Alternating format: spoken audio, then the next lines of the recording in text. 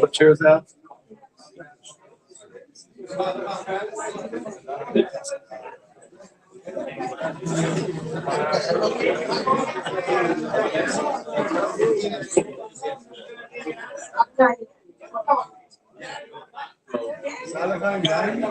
Grab a seat.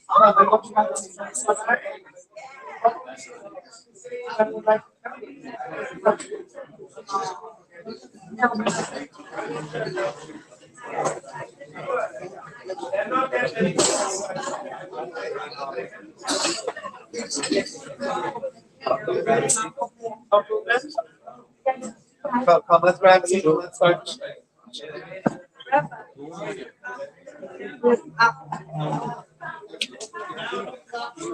All right, come.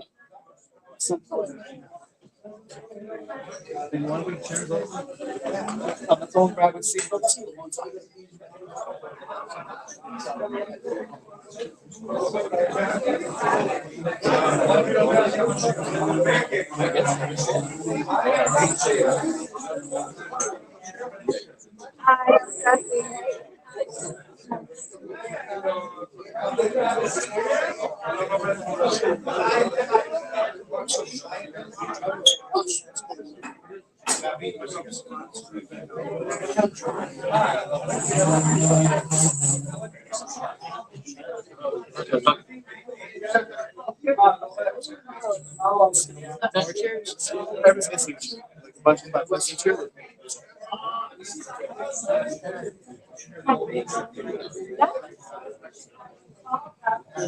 Sit down, guys. Sit down. Take seats.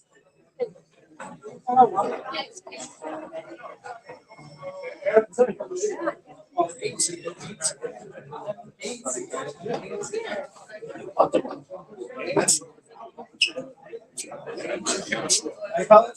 take a high over here.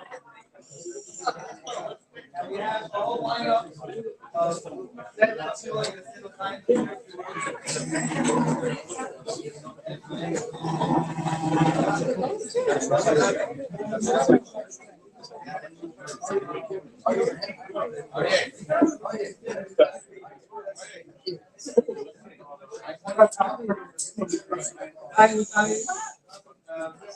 so we have a whole lineup tonight.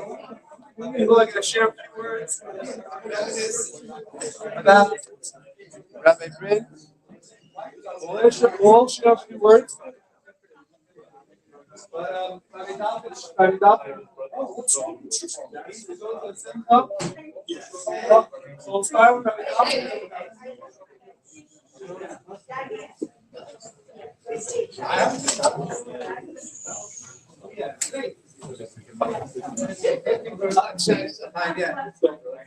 Hi to everyone. Let's sit down. Nachman, yeah. Some have an aliyah. God bless you. And he has an aliyah every day right here in this shul. All the mitzvahs that happen here, especially with the children next door, learn the Torah, and Rabbi Kipman, his wife, and all of you help him make sure that Rabbi Bryn's legacy, his hard work, his Mesilas Nefesh and self-sacrifice. He would walk around every day in the heat, with tefillin, mezuzahs, trying to get people through mitzvahs. It continues. So even though physically he's not here, but it says in the Tanya, and everyone knows this, that the tzaddik, after they pass away, the neshama is more revealed and more available than before. Now, you're going to say, well, the David was a tzaddik. Definitely, in our times, he was a big tzaddik. Because he, if you know a little bit, he suffered a lot physically, he had many health challenges, and he still would smile, like you said, right? I asked you if you knew him. What did you say? you remember his big smile. It's not easy to smile when you're having, difficulties physically, and your health is challenged. But he overcame that with the simcha, with the smile. So I want to say that for me personally, I met him when I came to Miami in 1990. I didn't understand who he was. I used to be downtown. He would walk around. But I heard, and then I met him many times, that he was they have the tank, mitzvah tanks. He himself was a tank. He was all the time on the road, all the time getting people to do mitzvahs. So, thank you, Rabbi Kipman, for giving me a chance to speak. I appreciate it. And also for davening live tonight here for the wearing of the Bryn's Gantel. And I'm sure it meant a lot to him, and it means a lot to him. Every year, you don't forget, you guys come. I even got to see my old friend, Isaac Mandal. I haven't seen him in many years. We used to learn Torah together, and he's one of the products of the students of Rabbi Bryn. Then there's hundreds like him all around Dade County and other places. And even you guys who didn't meet him, but you could feel the influence. Rabbi Kipman, Zayin Gesund, he came, I think, as a bacher. He started, and he was doing an apprenticeship under Rabbi Bryn. Rabbi Bryn took him under his wings, and he taught him, and he helped him, and he empowered him. And Rabbi Kipman gave Rabbi Bryn a lot of respect and a lot of nachas, even though by the end it was hard for him to get around. The Moshe took over him and his wife and his community to continue the work from strength to strength, like the Rebbe says.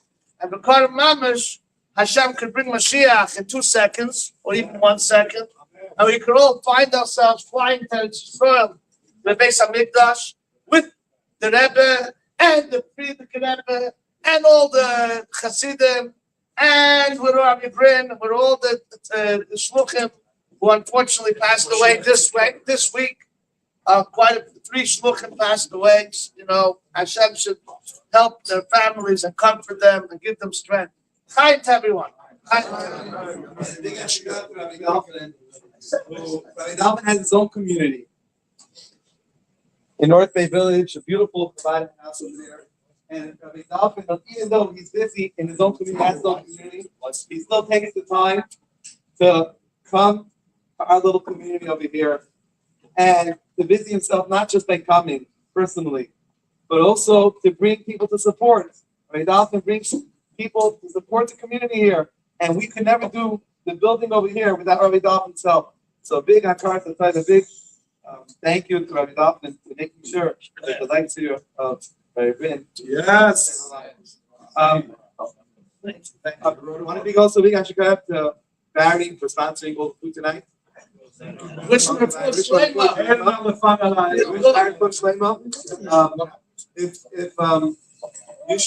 You should see, if you think Barry looks like he's having a hard time, you should see what the other guy looks like. And Barry can be a good lawyer. And, so Barry, you want to share a few words? You can stay where you are, and you don't have to. You want to be like that? Which way? Which way do you want to? Which way do you want to face? This way? Okay, whichever way you want. Face the building. Okay, whatever. Usher goes first. Okay. Usher does clean up. What's that? Usher does clean up. I do clean up. Okay. I just hope my daughter Alexa is on this video right now. So, I think 24 years later, we are gathered here today, right? It's very unusual that the life of someone is celebrated so many years, year after year. And this is just a gathering, but I know that for many of us, we celebrate my brother's life just in our daily lives. There are many moments where we reflect on what David meant to us and how he was a part of our lives, and he still is to this very day. I I tell my grandkids stories. I make up these stories for them. One story I make is Yaakov of the Shabbos. I won't give it away because one day I might write a book. I don't want to take the idea. But whenever I go to visit my kids, they say, "Pa, what chapter are we on today?" So I said, "I think it's like 19. No, I think it's 20. But then I morphed into another set of stories too about superheroes. 6 4-year-old boys, there's a superhero, Spider-Man, this and that. And my 6-year-old is Lightning Man. The 4-year-old's Power Boy. And the 1.5-year-old little girl, she's Baby Panda. And they're all superheroes. We go on missions together. But when I think about the story I really want to tell them one day, it's about the superhero we all know. The superhero we're here to remember and that we remember. So today when I was leaving shul, I was thinking so much about my brother. And what came to mind was these words that are very beautiful and powerful. And I've never been in an escape the room type event or anything like that to find my way out of a maze. But the words are, V'afilu b'hastara shebetocha hastara.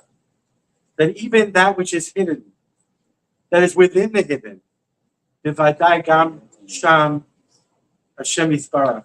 For sure, God is right there.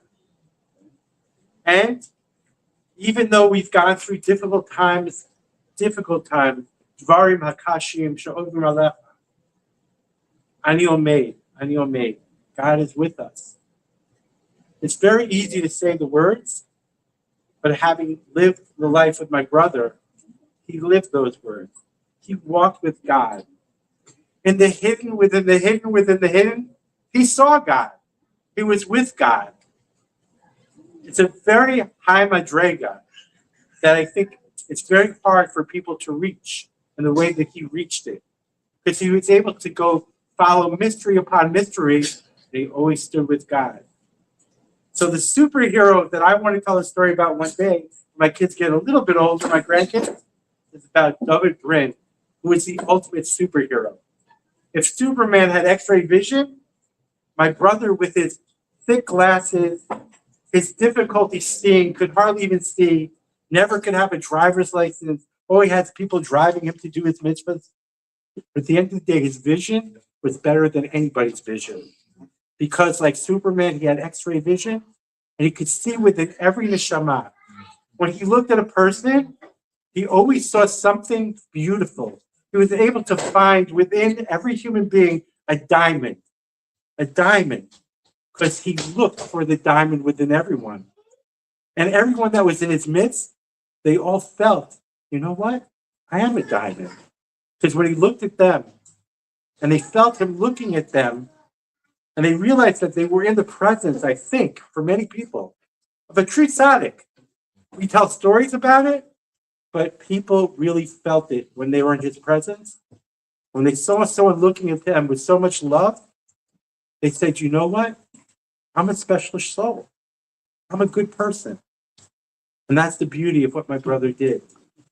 So at the end of the day, I think one day when I tell the story to my grandkids as they get a little older, and they're done with Superman and Spider-Man and all the mans, Lightning Man, the real hero in their life, the real hero of my life, is Dovid Bryn. And I am just so grateful and touched by everybody being here. I'm so grateful and touched by the fact that all these years later, and I think will continue for generations to come, Amen. that the people that he touched will be passed on through the generations. Because I even see it here today. I see the generations here. I know that his life was a life that was so powerful, so beautiful. I said it at the unveiling that he lived till the age of 40, but he lived a life of 120. What he accomplished in his life, we could talk about his illness and this and that, but he defied his illness because he walked with God. He saw God, and God walked with him.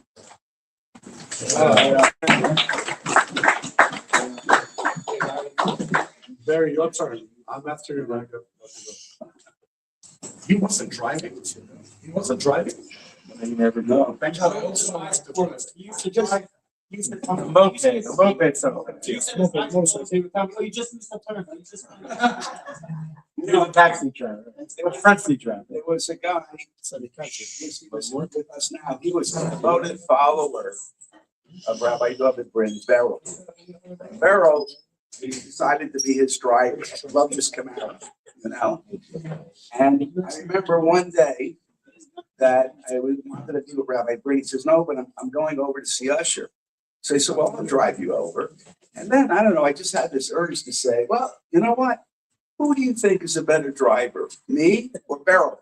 As I cut off a police car, I got pulled over. And he goes, do you want me to answer the question? So the police officer just looked at Rabbi Bryn and said, just be more careful. That was the end of that. But I think when you talk about somebody who just resonates that love for everybody, I've never seen that type of love in my life. And, you know, I'm very glad that Rabbi Keeman, you know, has followed in that tradition. But I really never seen that kind of love. I mean, unconditional love. You know, it's like, I remember one time there was a couple that came here.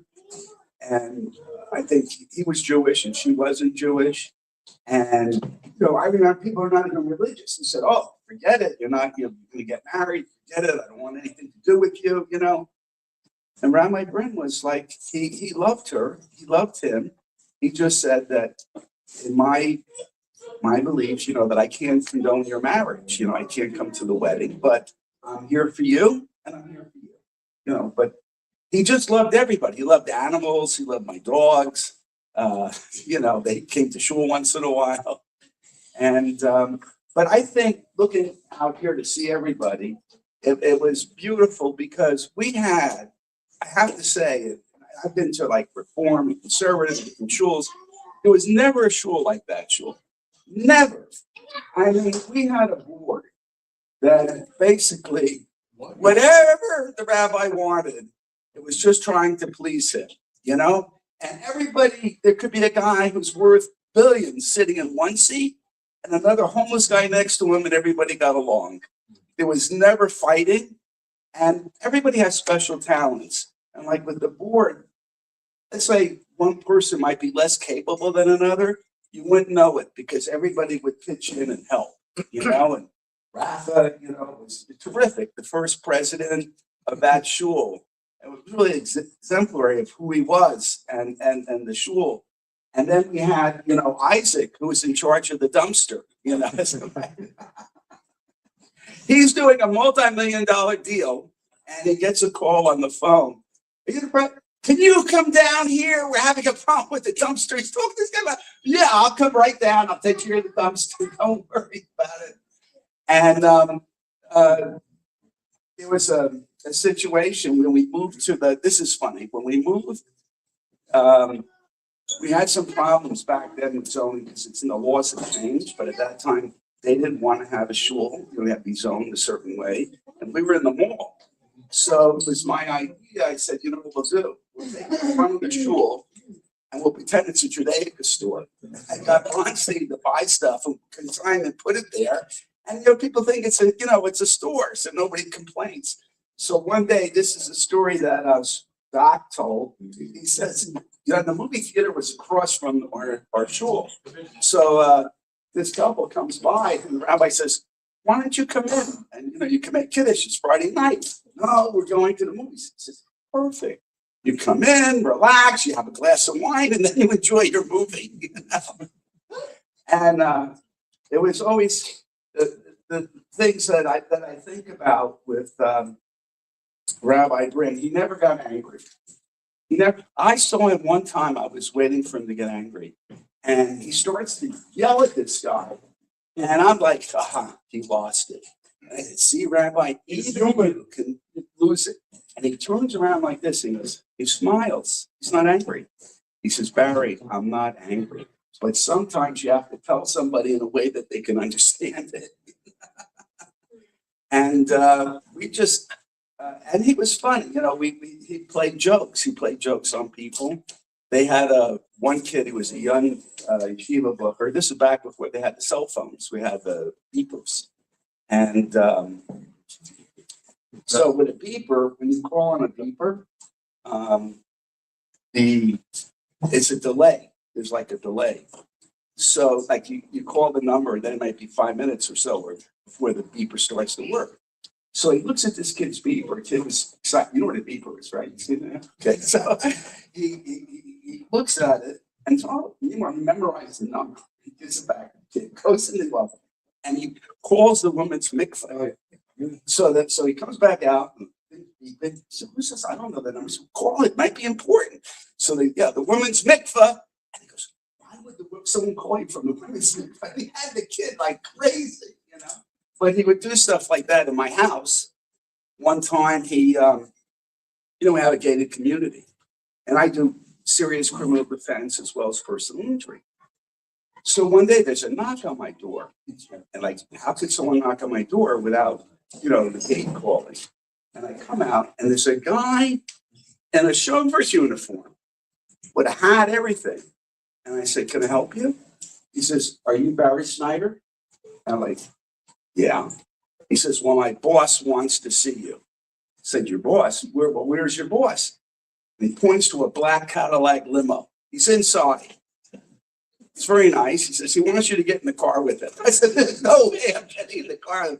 And all of a sudden, the door opens, and it's Rabbi Bryn in the clown suit. He's driving around for Purim, have a drink, But that's how, we had the biggest Russian, I think better than the Federation, biggest Russian Seder that Usher's mom put together with Rabbi Bryn. It was incredible. And it was so big that we couldn't do it in the shul. We had to do it like in the middle of the mall.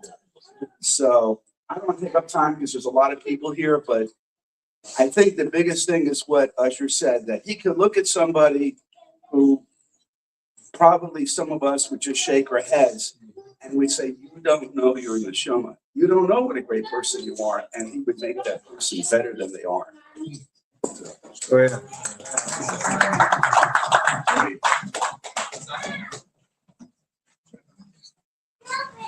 Okay.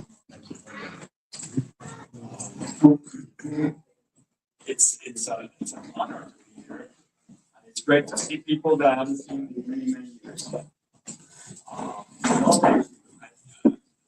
Oyster mentioned 24 years. I believe it is. And that's not 24 years already. We live him as you said, we live him every couple of months. 24 years, but every couple of months we all among ourselves, his friends from back then, always remember his stories. So every couple of months we have to, hey, remember this, remember that, this happens. 24 years, we still do that. As you said, it goes generation after generation. I have so many stories. Sorry, but How about I can mention one. the Billy Nachman story? I can mention one. When he got engaged, we were so excited. Everybody was like super happy. So there was a Shabbat before the wedding. A couple of when his in-laws came into town. So we had the synagogue, and there was a little room where the kids were starting to be happy. And we worked with Billy and Avishai, rest in peace. And Billy, we were having a few drinks, and Billy started joking with us, as always. And he started hitting us in the back. Billy is small but strong. And Avishai and I said, okay, we do one more, and this is going to become a wrestling match. Joking. So he hit us again. We started wrestling. We went to the ground. Suddenly, who comes in? Dovid with his new in-laws. He comes in to introduce us to them. And we're on the floor. He said, let me introduce you to my board.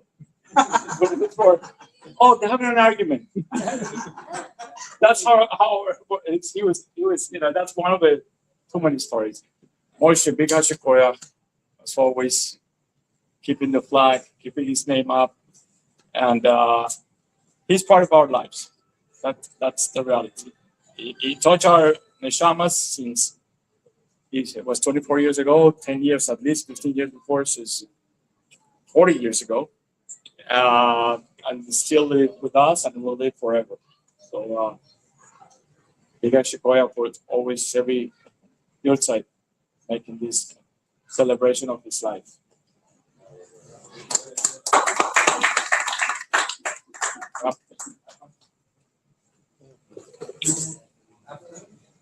It's always very emotional to remember Rabbi Bryn with all these memories of living together so closely for the many years that we had the privilege that Hashem gave us that gift of life to have our Rabbi Bryn with us. And we always tell the stories as you're saying and seeing. Yet, I'm going to tell you something that just happened 24 years later. Happened 3 months ago in January. Unfortunately, my brother-in-law passed away unexpectedly. He was my wife's only brother, and for him, my wife is the only family. He never got married. He was always had a difficult health, and he passed away unexpectedly. So my wife says to me, "What are we gonna do? We need to bury him. Where are we gonna go?" And so I said, "You know what? Let me take care of it." I went to the cemetery where David is. Since he's gonna be Dovid Bryn, is gonna take care of him. 24 years later, I just knew it that he was gonna be next to David. I went to the cemetery. I talked to the lady and said, "Listen, there is a very dear rabbi to us that was buried here many years ago. I know who he is. A lot of people come to visit. Yeah, that's him." So we went to see his grave, and literally, there is this little road at the end of the cemetery going to the back of it, right? And he's kind of on that corner. So right across that little street, there was this one spot under a beautiful tree. And she said, "This is it." I said, "Yes, this is the place. This is where," and I told my wife, and my wife was like, she couldn't believe it. She said, "I knew that they were gonna find it, but I couldn't expect this. It couldn't be better. That it's gonna be next to David Bryn, and that he's gonna take care of his soul. It couldn't be better. This is it for us." And we're still so connected, and still happens, 24 years later. This is the story. So, as all of you are saying, he's with us, connected to our lives for the rest of our life, 220 for everybody for living. And wishing Rabbi Kidman a lot of success with all this tremendous project construction, building the whole expansion of his mission here. A lot of atzlacha, a lot of beracha, and to everybody here, a lot of health and happiness. Thank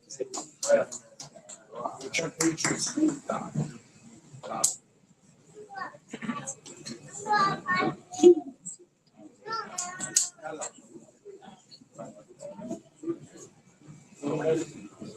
Go for it.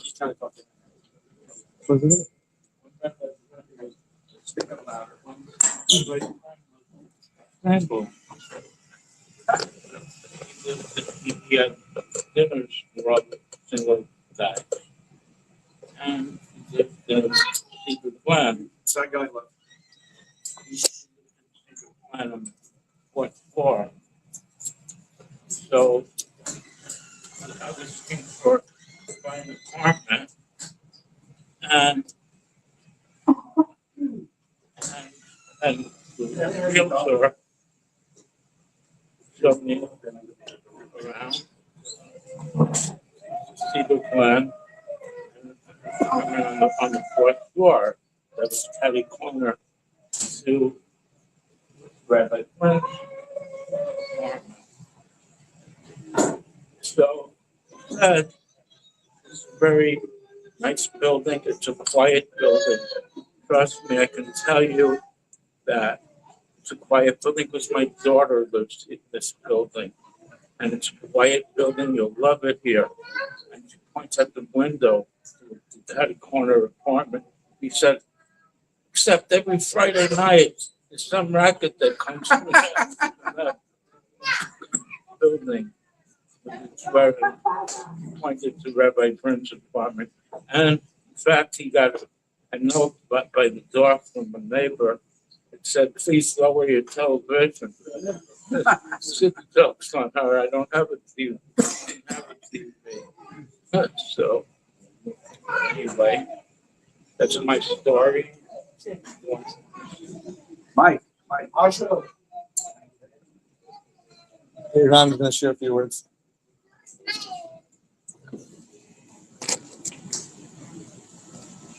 My name's Aaron. First time back. I don't know when Rabbi Bryn came to North Miami Beach, but I met him somewhere around 1986 to 1988, somewhere in that time. I was about 14 years old, and unfortunately, I had to leave day school. I grew up here, came here in the 80s, early 80s, and I was in day school, and I had to leave, and I went to public school. My brother and I had to go to public school. It was hard to adjust to public school after you did day school for all your life in Yeshiva up in New York. So we would come home after a long day in the public school in this area, and we got a knock on the door out of nowhere. There was a knock on the door, and it was a gentleman wearing a black jacket, a white shirt, black pants, and I'm like, what's going on? I mean, I've never seen that before. Nowadays it's a little different, but I never saw that before. But then I looked at the gentleman. Of course, I looked at his face, and I had never seen somebody so pure before. And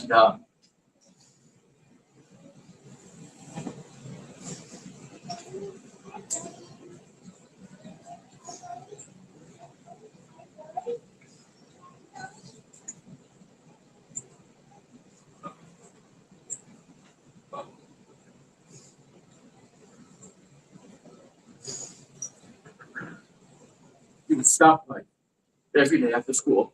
We'd go and fill it with my brother and I. Now I was 14. I had a bar mitzvah. I learned, I knew, but there was this gap here where I think the industry sent it to me and my brother was falling off.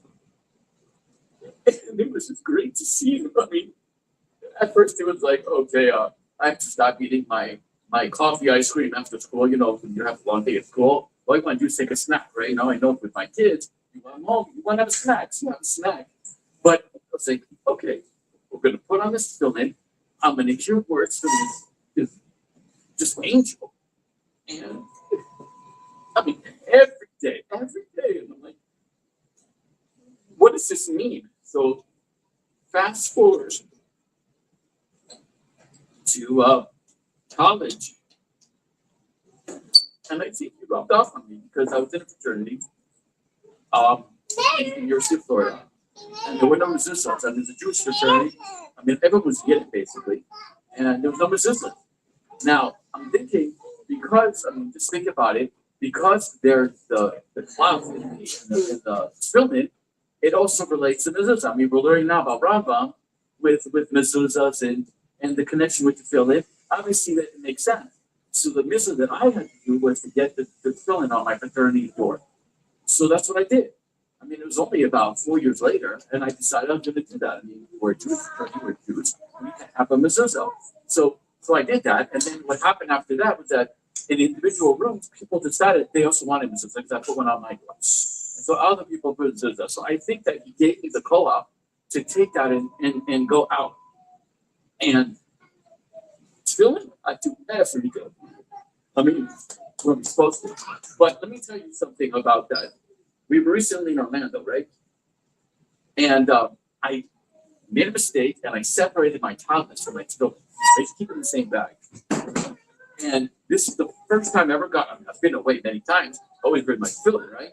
This is the first time I took my tallis, I took my garden, but I forgot my tefillin. And you have no idea what I felt like. I felt like the bottom of my life fell.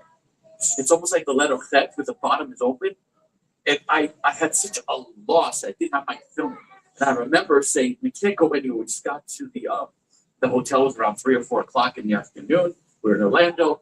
And I'm like, no, we can't do anything. I need to find my film. And I went through everyone's bag over and over again. And I don't know what to do. I mean, but then, I'm like, the Baal Shem Tov says, I think for a reason, right? Even if a leaf falls in front of you, which it has, there's a reason for it. And so I said, okay, this is Gam Tzulu Tovat, this is for a good reason. So I said, okay, fine. And I said to myself, I never felt so connected to filming. At least I was. I am connected, I didn't even know that. So Baruch Hashem. And I thank Rabbi Bryn for that because he instilled that in me. And that's it. Thank you.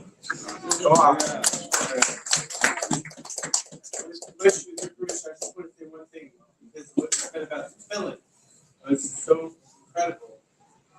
And my family went on a cruise to the Caribbean, and when we came back, my family went on a cruise to the Caribbean many years ago. When we came back, we were waiting for our luggage. Everyone got their luggage, and somehow our luggage didn't come out. And then all of a sudden, after everyone had left the port, it was just my family there waiting. And then 45 minutes later, we saw some guys bringing in bags that were dripping with water. So apparently all of our luggage went into the bay, all of our luggage. And at the time, the only thing I could think about was that I had my brother's fill in one of the bags. All of our stuff was ruined except for one thing. The bag that held my brother's fill in, somehow the water didn't penetrate. It was good.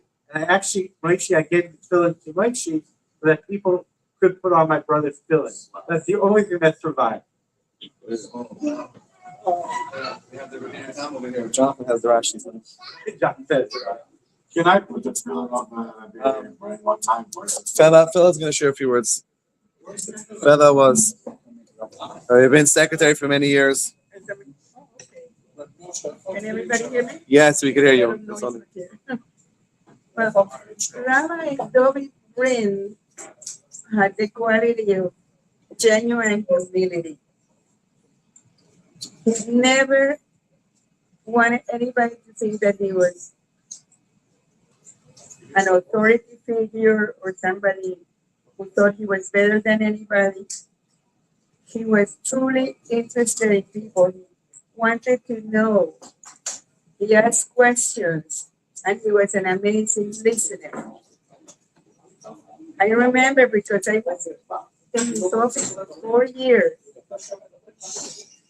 And during these 4 years, he kept asking me all kinds of questions about myself, about my life, everything within the bounds of decency and just true interest.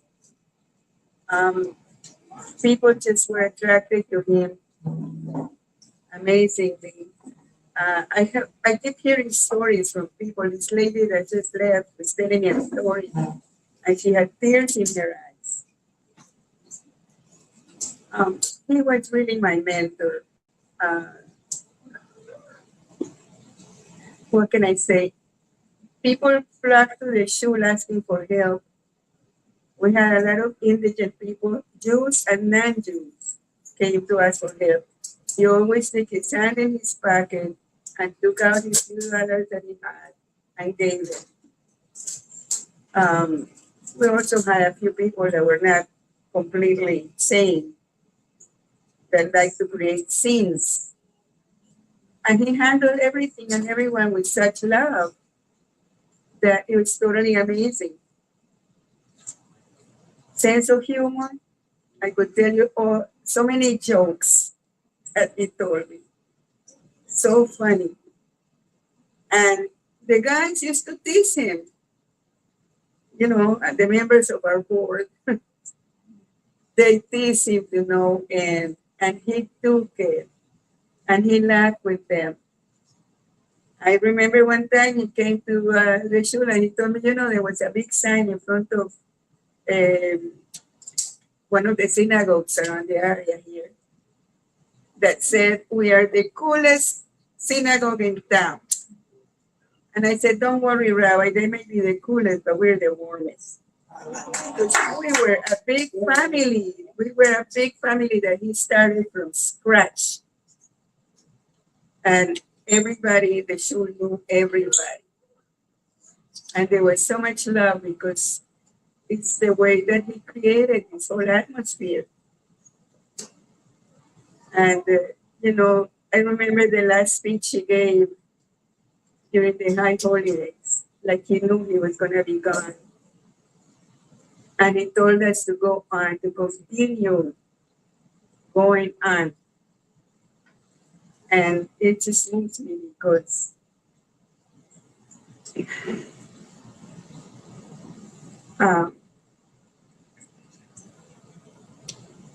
I think about him every single day and all the things that I learned from him.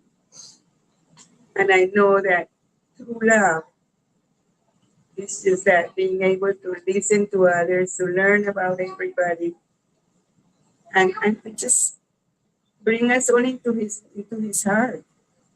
He cared. If somebody was hurting, I remember one day I was feeling kind of sickly, and he said, "Bella, why don't you do what I do when I don't feel good?" I said, "What?" He said, "Just crash." He had a couch back there. When he didn't feel good, he just went and lay down, but he never complained. Never. You wouldn't think that he was suffering so much. I could keep talking again tomorrow. I'm done. Thank you.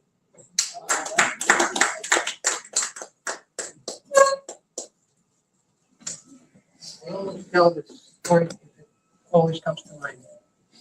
I was introduced to Rabbi Bryn on an occasion of asking some friends where to go for the high holidays. So this friend, Abishai, you probably remember him, he took me to California Club Shul, introduced me to him, and I told Rabbi Bryn I'm here for the high holidays. So he looks at me, he looks at a person, and he says, "Oh, you're the Jew of the revolving door, in by Rosh Hashanah, out by Yom Kippur." Needless to say, he touched my soul. And I started coming on Fridays. The first Friday I came after the high holidays, he looks at me and he says, "You just made my day, you made my week, you made my month." I said, "How come?" He said, "You're coming to shul." But I also would like to mention something about the future. Whenever you would say to Rabbi Bryn, "So-and-so has had a child," etc., he would say, "Oh, another Jew." It's good. It's a blessing. Rabbi Kievman mentioned today, having received the new Eliyahu Hanavi chair for a Brit Milah. I think it's not a coincidence. I think it comes together with Rabbi Bryn's wish for more and more Jews in this world. Who else wants to share a few words?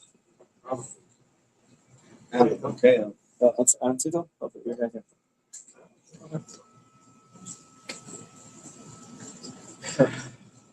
I met Rabbi Bryn when I was a very young guy, a kid. Kid. He used to come on a motorcycle. The next, I remember, I forgot the gentleman who used to drive up, but one of them was Sal. Sal was one of them, and his brother was another brother. I used to drive him also. And the motorcycle used to come in a car. It was like, get away from everybody. Just get away from everybody. So everybody loved him. Nobody said nothing bad about him. No way. He's a phenomenal human being and a great friend. And he used to come to my father, and he used to talk to my father, and he'd sit him in the back and in the store, and he used to grab my father's beard. He used to go like this, Yosef Sadiq, Yosef Sadiq. We were not religious, just regular Jews from Rosh Hashanah to Yom Kippur. That's it. So little by little, we said, no, we want to, become a religion. Take your time. Everything will work out. Little by little, slowly, things will work out. He was loved human being. When he saw you or you met him, right away, you fell in love with him. You fell in love with him. He just peace, love, and care for you. That was him. And I became a little more friend. My sister became also became more friends. He was a very good friend of the family of my ex-brother-in-law, my sister's first husband. They were a very good family with him. So time comes by, and one day I'm talking to him, and I said, we're talking about religion, Jewish, what do you want to do? He said, Aaron, let me tell you something. You can wear the filling every day. You can eat kosher food, the highest level of kosher food you want to be. You can do many things. Kapota, Streimer, you can do everything. That doesn't make you a better person or a better Jew. What makes you a better Jew, a better person, is be humble. Be humble. That's the way Jewish people are. That's who we are. Be humble. So that shocked me. And I still have his business card. It's like maybe plus 30 years probably. Business card that I have from him. And I have a picture from him. Very old picture. And before he passed away, my sister and I went to see him. And my sister was getting married. She got married before he was in the hospital, actually. Before he passed away, he went to my sister's wedding. That was the last wedding that he went. My sister's wedding. My sister and I said, okay, whoever has a boy first. Boy David Bryn. My nephew, David, is David Bryn. He's David also. That's how his name became David. So my nephew has David's name on it. My sister said, I'm going to give him the honor or give him the name. He was phenomenal human being. We need more Jews like him, more people like him, and we should follow him a lot and think of him. He is a phenomenal neshama, phenomenal Jew, and we should all learn from him. And God willing, he's in a better place than us, and I know he looks down on us, and God willing, he only says it's blessed to all of us. Let Hashem all of us one day with him, and Rabbi also grow, and even let Hashem build shul on his name. Let Hashem we all daven in the shul.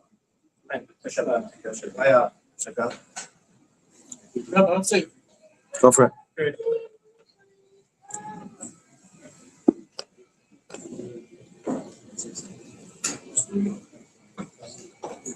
How you doing? My name is Mayor Strawberg. I grew up here in North Miami Beach with Usher and covering this. Yeah, that's good. Okay.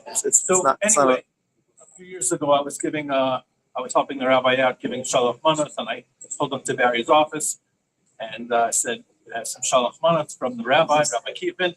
And we started talking. He said, how do you know Rabbi Kievin? What's your connection? I said, well, it goes back a long time. I used to drive around this other rabbi who was prior to Rabbi Kievin. His name was Rabbi Bryn. I said, oh, you drove Rabbi Bryn? I used to drive Rabbi Bryn too.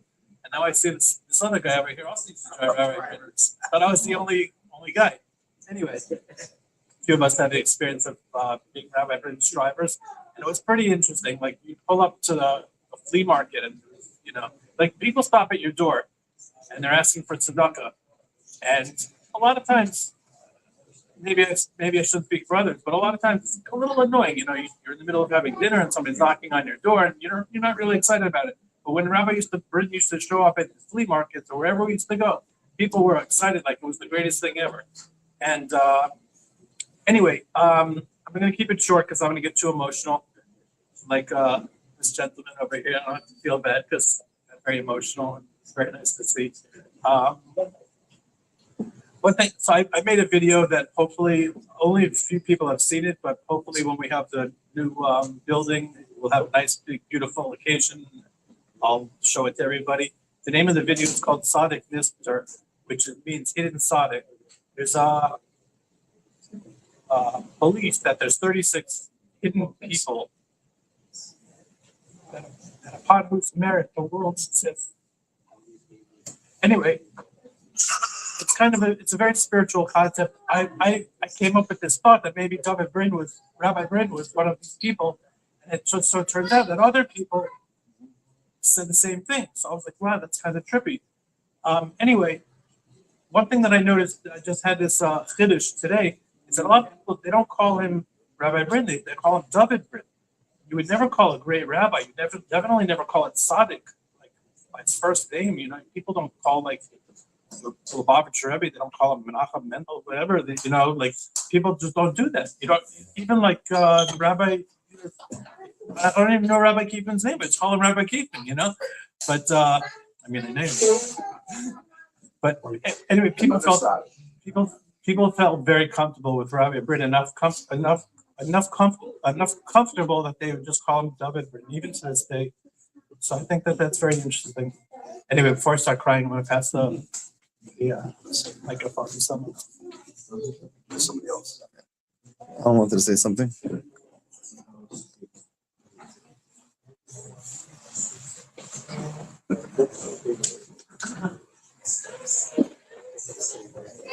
First thing I think of to say about him is greatness.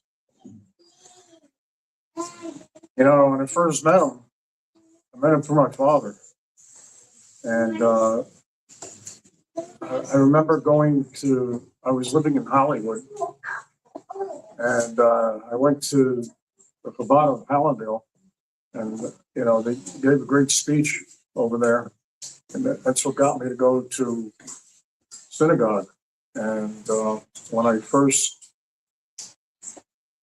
met him, you know, I said, I live in Hollywood. I got a choice. You know, Chabad of Hallandale is 3 miles away. You're 5 miles away. He said, come. I said, yeah, but you're 5 miles away. This is Shabbat. I mean, this is for Shabbat. You know? He said, come.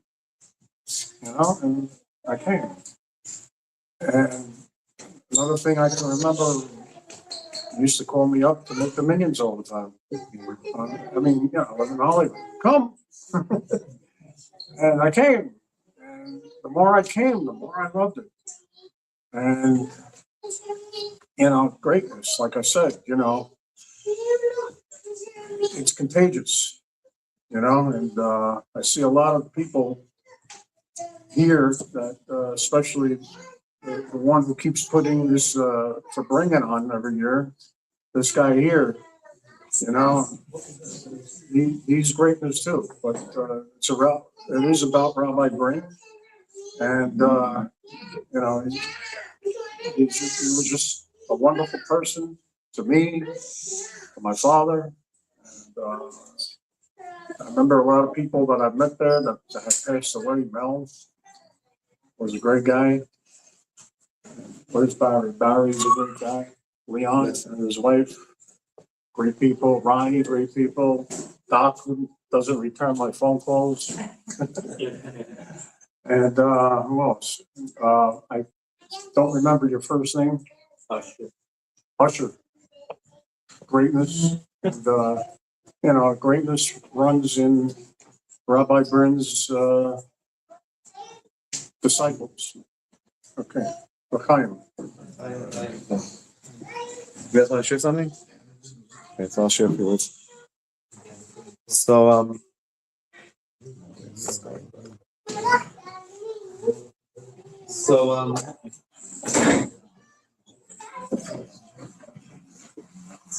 little while ago, so we were doing this Torah campaign, and brand new Torah for Bryn. Please can be ready soon. Cool. I thought it was all finished, and then I realized I'm not sure if it's like something happened with some of the his wife got sick, and every I call once a week. And what's going on in the and hopefully we'll have it finished soon. It's almost finished. And most of the pieces of it we have, I'm just waiting for a few to be filled in. And so we're doing something very unique. We're doing different siyums, including the entire in different people's home, which was a very cool idea of bringing people that knew everything together. And I was in someone's home over here, not far from here in Aventura. Last calling. And talking about the flea markets. We met David in the flea markets. And he tells me, after we do the siyum, he tells me, come, I want to show you something. And he takes me to his office.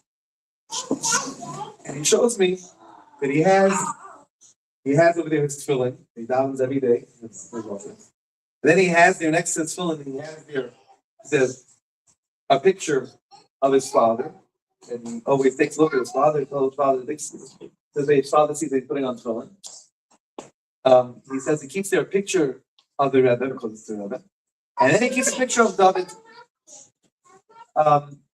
Because David's the one that got him to start putting on tefillin again.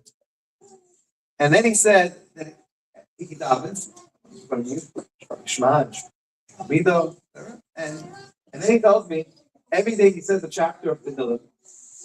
Over there next to David's picture, what chapter? He says Mizmar Shir Chanukas Habayit. So I said, because David told me to say that chapter. So I say that chapter every day. You know what number it is? Yeah, 30.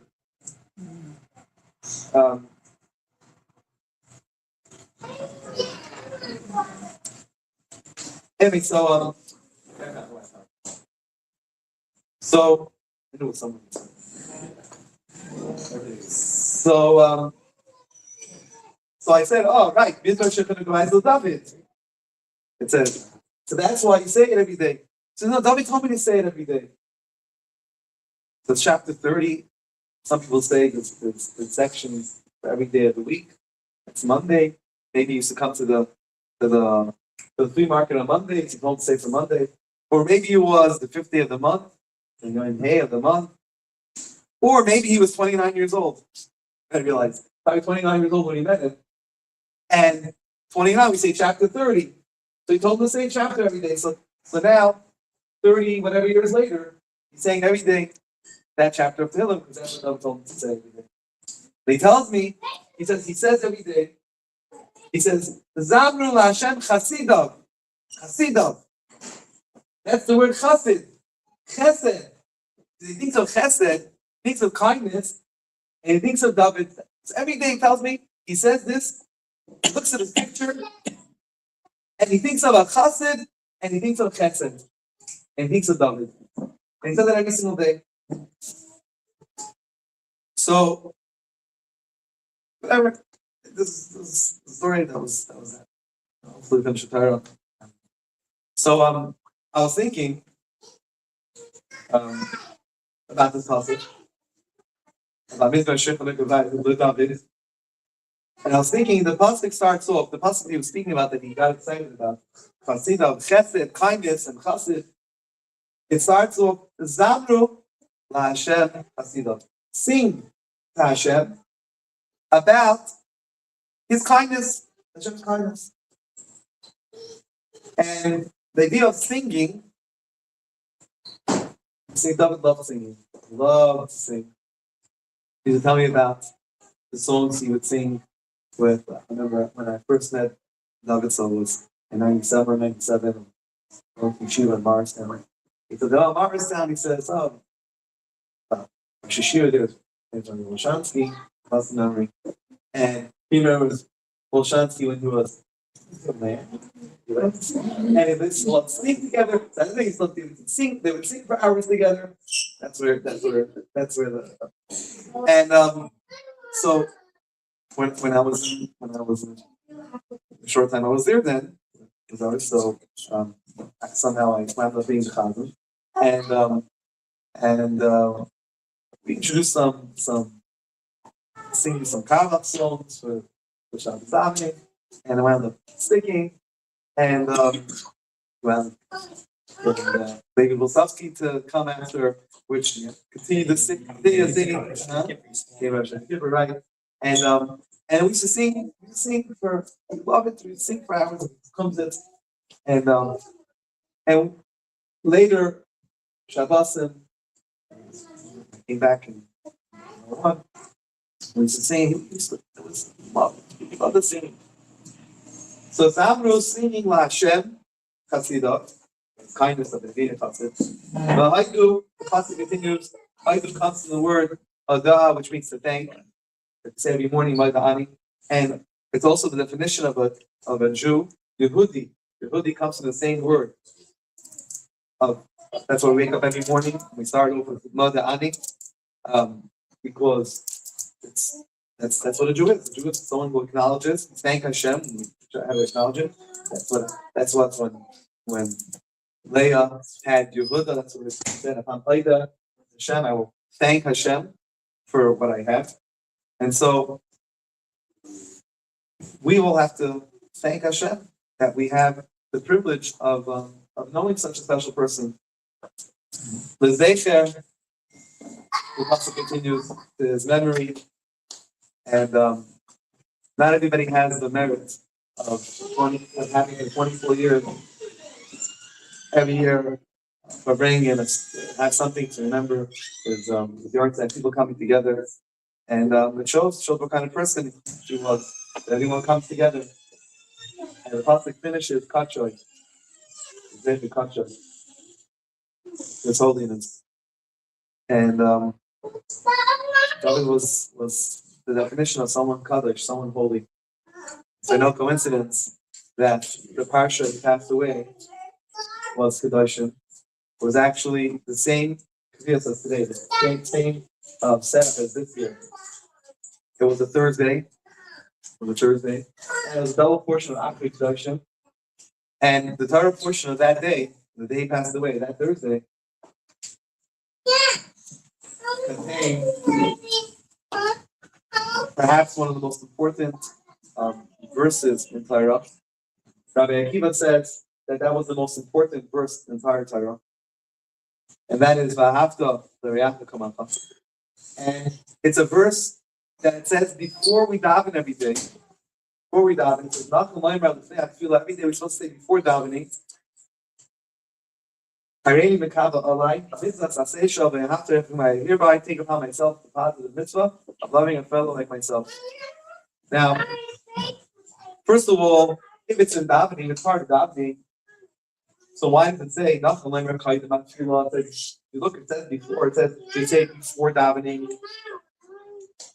Is it part of davening? It's not part of davening. What's the deal? Why is it before davening? And so to explain that this verse is a key to davening. You want to get your davening answer? You want to get the door opened? Want to get our doors opened? Then the key to get the door open is Hareini mekava alai mitzvah shabbat. This mitzvah of loving a fellow as yourself. And who embodied that mitzvah? Earlier today, we were at the cave, we were at the resting place. And what was it? What's the exact word is that? I have. He was someone that was full of ava. I have some brios, and I can explain. It's explained that why is the Mishnah say I have some brios, love of creation, say love a person, but sometimes a person could act like a piece of, we can't say the shit. Spoiled potato? Spoiled potatoes? Okay, spoiled potatoes. Okay. Huh? Rotten eggs. Yeah, that too.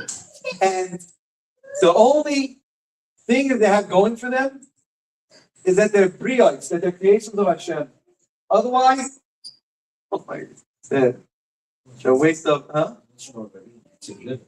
And take someone like David to see others that love them because they're creation of Hashem. And Hashem saw it's good to create them and we need to love them. And most of us don't get to that level. I can't get to that level. But that would reach that level soon. I mean, to love every person for who they are, and to love their idiosyncrasies, that is it. Love their craziness, and love and love them for who they are. I used to love them creation. And the beginning, that Mishnah is based on this pasuk in today's Chumash, in the Chumash of the parasha of Thursday of the double parasha of Kedoshim, after advice, which means after his passing, Kedoshim, he is holy, and that holiness is brought out in that specific mitzvah. The Gemara asks a lot of times. The Gemara asks, "Avuch b'may ha'b'zayir tfei." Avuch, about whoever you're commemorating the memory of. Okay, the Gemara asks, like, Father says, what mitzvah was he? What was his thing? What was his thing? Everyone's connected to a specific mitzvah, right? There's a famous podcaster.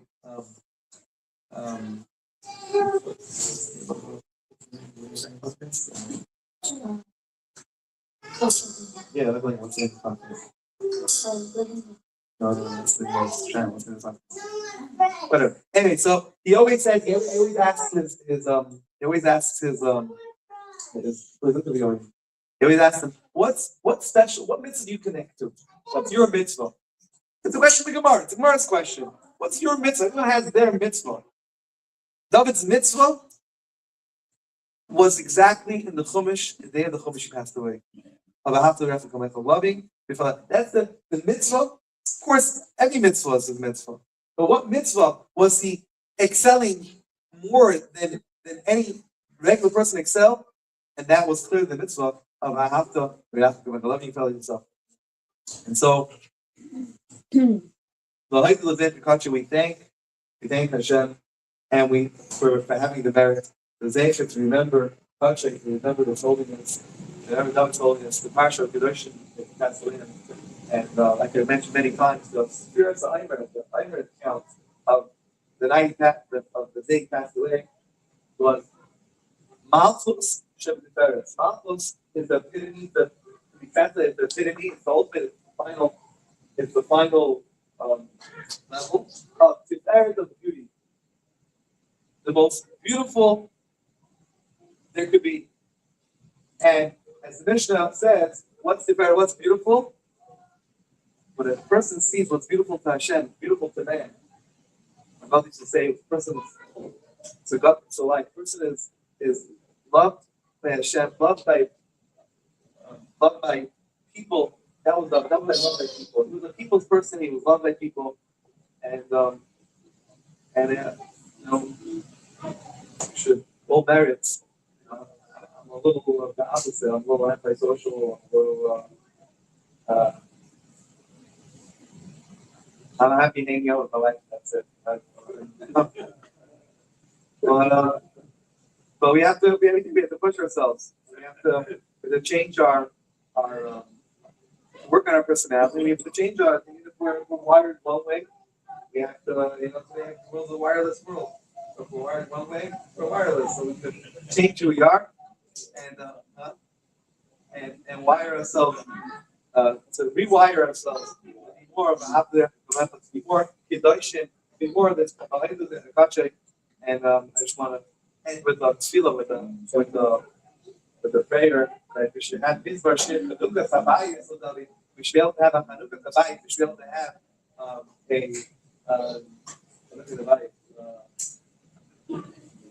dedication, grand opening.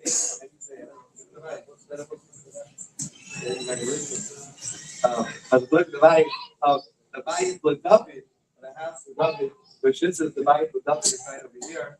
We should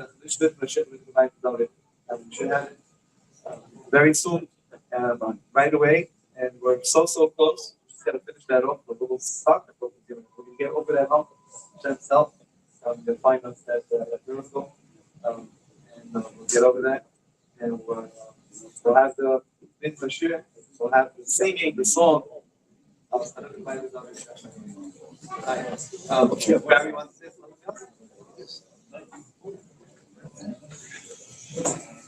just want to add and say one thing that when the rabbi talked about love and following in footsteps, one thing that the rabbi did, which really impressed me, was that making Friday night dinners. And that was very important because there was a bunch of us kind of like outcasts.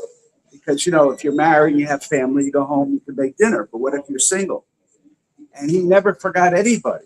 So he always made sure that there was a table for everybody Friday night. And Rabbi Kievman has kept that up ever since. And I think that's important. And he loved his food. He would, you have Chinese food, Italian food, whatever it was. But he enjoyed the food and wanted the best for Shabbos. Thank you. You guys want to share something? Carlos, do something. Good evening. My name is Carlos Sawicki. I'm a private investigator for Barry's office. And one day Barry says to me, get in the car, come on, we're working on a case. And I didn't know where we're going. So all of a sudden it takes me to the cemetery. And he says, I want to see Rabbi Bryn. I want to visit his tomb. And I said, okay. And so I went there and I davened myself. And I asked him for good things also, like everybody else would. And I gave space to Barry, so he would be, along with Rabbi Bryn. And he says, I want to pray to him. I needed something, some closure on something. I don't want to disclose it because that's his personal thing. So I said, okay. So we waited like 10, 15 minutes and we left. And within an hour, Barry calls me up and he says, Rabbi Bryn answered my message. He resolved what I wanted him to resolve. So it was amazing that I actually witnessed Barry asking something, and then later he calls me to tell me that came to fruition. So that was like amazing. So I know he can still do mitzvahs even now, even greater. Like I said, now he doesn't have a limitation. So just wanted to share that with you. And I think that Barry forgot about that, but just wanted to remind him that it was an amazing situation that I witnessed. So that's what I wanted to share. When? I'm sorry? When? I don't remember what it was. When? Nothing but When she went now. Huh? That's it. Yes, of course. Yes, of course.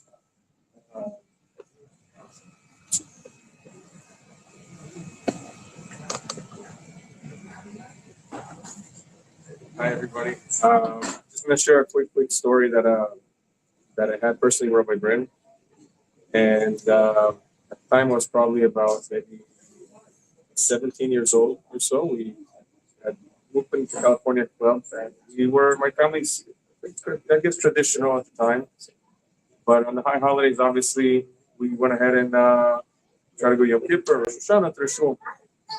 And I guess we were living in the same community with Barry. And so on Yom Kippur, we went to shul, we did the services, and then we came back home. And me and my brother, my older brother, we wanted to play some backgammon. And I guess for us, at least we made sure we didn't light the lights or ride the car, but we wanted to make sure that we were going to keep Yom Kippur somehow, So we said backgammon should be good.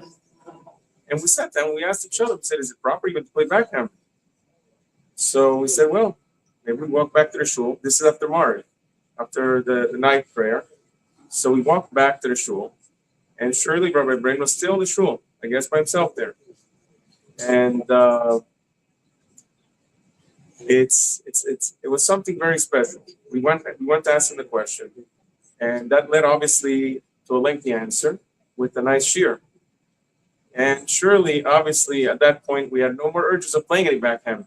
We went back home and we went to sleep. But years later, I figured something touched me about this, and I thought it was very, very special.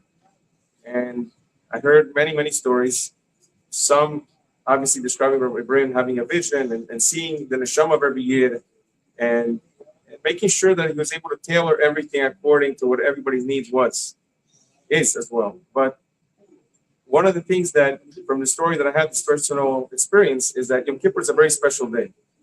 It's one of those days that normally people want to be able to elevate themselves personally, intimately, something that you want to be more personally by yourself. It's not a day that you want to be asking all these questions and going around and you want to read Tehillim. It's a special day. And the fact that Rabbi Bryn did such a thing, for us, I can see a special element that is called self-sacrifice.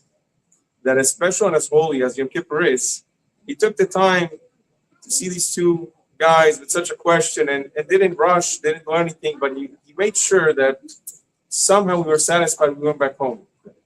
And I think that's a very important element for every Yid to have, because this is what makes Rabbi Bryn so special, is the self-sacrifice and Mesiras Nefesh that he had for everything he did.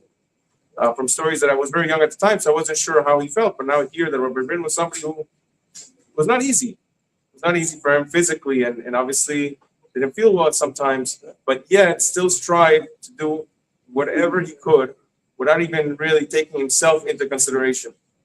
And I think this is something very special, and I think that's the element that every Yid can have. You know, we can learn from this, that self-sacrifice to the level of Rabbi Bryn is something that we should all be able to somehow tap into. And that's a story that I remember from that time. I thought you were gonna say that he gave you a shit and played him back then. But it's interesting you mentioned Yom Kippur. Yom Kippur's Torah reading is also in the portion of Kedoshim. We read from Torah part Yom Kippur and Mincha, the Holy Simon Kippur. We read the portion of his passing. The portion of the red day of passing. It's always stayed my whole life.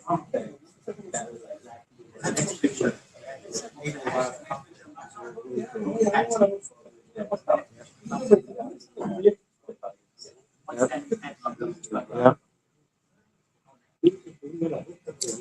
Big thank you to everyone for coming, and of course, don't forget to make a bracha on Friday. Not to make an after blessing tomorrow morning. Shabbos at 9:00. Back to business.